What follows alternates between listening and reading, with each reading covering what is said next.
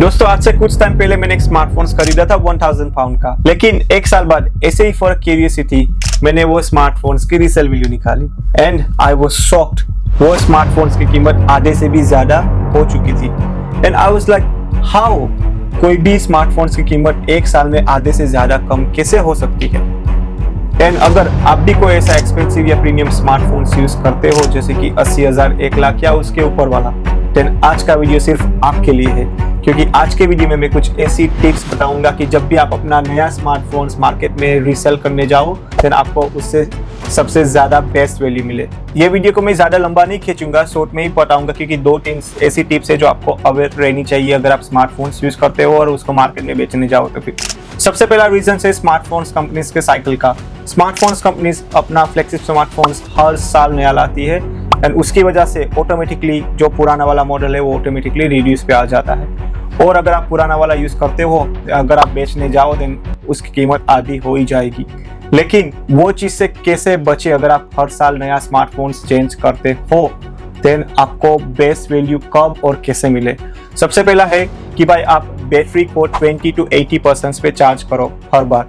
दूसरा रीजन है कि भाई आप अपने स्मार्टफोन्स को हमेशा केस में रखो, एक अच्छा वेल गुड क्वालिटी केस ले लो एंड उसके साथ स्क्रीन प्रोटेक्टर या टेम्पर ग्लास लगा के रखो। हम एक्सपेंसिव स्मार्टफोन्स यूज करते हैं तो हमको प्रीमियमनेस चाहिए, तो हम लोग कभी कभी ऐसे निकाल के यूज करते हैं।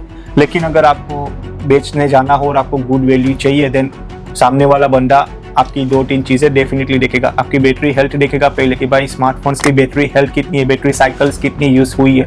दूसरी चीज वो देखेगा कि भाई आपने फोन की क्वालिटी कैसी रखी है, like look wise, build quality में कोई स्क्रैचेस तो नहीं है, डेंट नहीं है, कहीं पे गिराया तो नहीं।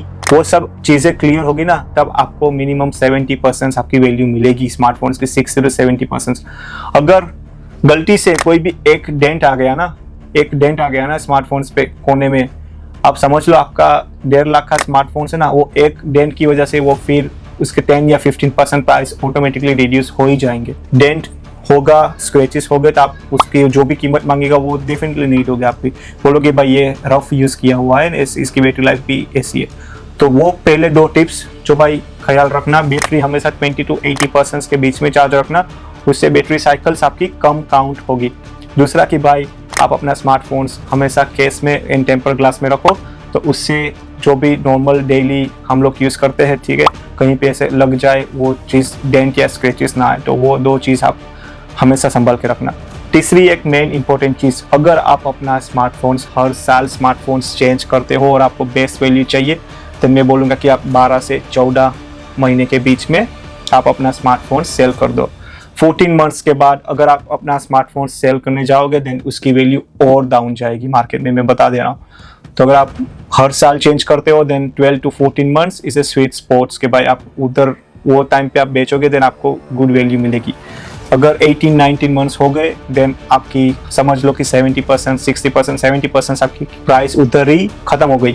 डजंट मैटर फिर वो आपने स्मार्टफोन्स बहुत ही अच्छी तरह से संभाला क्यों ना हो, फिर भी पुराना हो गया, 1.5 साल पुराना हो गया, वो प्राइस कम हो ही जाएगी। तो वो एक चीज़ है जो आपको अवेयर रखनी है।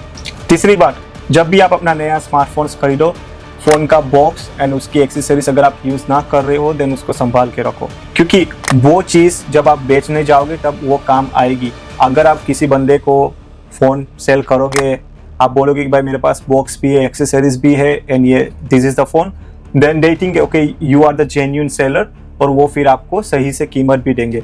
बिल हो तो बिल भी साथ में रखना, जिससे आप उसको बता पाओ कि भाई आपने कोई भी स्मार्टफोन्स ब्लैक में नहीं खरीदा, you bought it from your genuine website और फ्रॉम द जेन्युइन स्टोर। ये जो रीसेल स्मार्टफोन्स की प्रॉब्लम्स है वो ज़्यादातर एंड्रॉइड के साथ रहती है, एप्पल के साथ काफ़ी कम रहती है।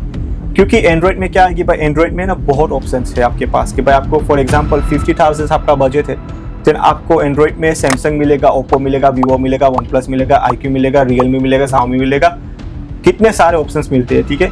लेकिन अगर आप एप्पल लेने जाओ वो प्राइस पे आपको 2 या 3 मॉडल, दैट्स इट, उससे ज़्यादा नहीं मिलेंगे। फॉर एग्जांपल आप सेकेंड हैंड लेने जाओ, आपको iPhone 16 मिलेगा, उस 50,000 में iPhone 17 मिलेगा, ऐसा। ऊपर से नहीं मिलेगा, ऐसा कोई नहीं मिलेगा आपको आईफोन 17 प्रो मैक्स ले लो या आईफोन 17 प्रो ले लो। अगर मिल जाए तो फिर you guys are luckiest person.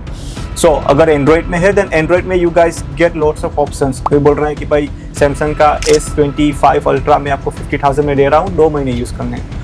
वही दूसरी तरफ आपको मिल रहा है OnePlus 13 ब्रांड न्यू, चलो 1 साल पुराना मॉडल है लेकिन 50,000 में वो मिल रहा है। So like you know there is a competition in Android, उसकी वजह से ना एंड्रॉइड की प्राइस वैल्यू काफ़ी कम है एप्पल से कंपेयर करो। सो ये था आज का स्मॉल वीडियो, थोड़ी सी इन्फॉर्मेशन थी जो आपको पास की कि अगर आप कोई भी स्मार्टफोन्स यूज़ करते हो और अगर आप रीसेल करने जाओ देन कौन कौन सी चीज़ों का ख्याल रखो। सो ये वीडियो से आपको थोड़ी सी भी इन्फॉर्मेशन मिली, आपको थोड़ी सी भी नॉलेज मिली, then please hit a like button and subscribe channel से जब भी मैं नेक्स्ट वीडियो अपलोड करूँ आपको नोटिफिकेशन आ जाए। So now, time to say goodbye to you guys. Thank you so much for watching this level video. See you in the next one. Take care.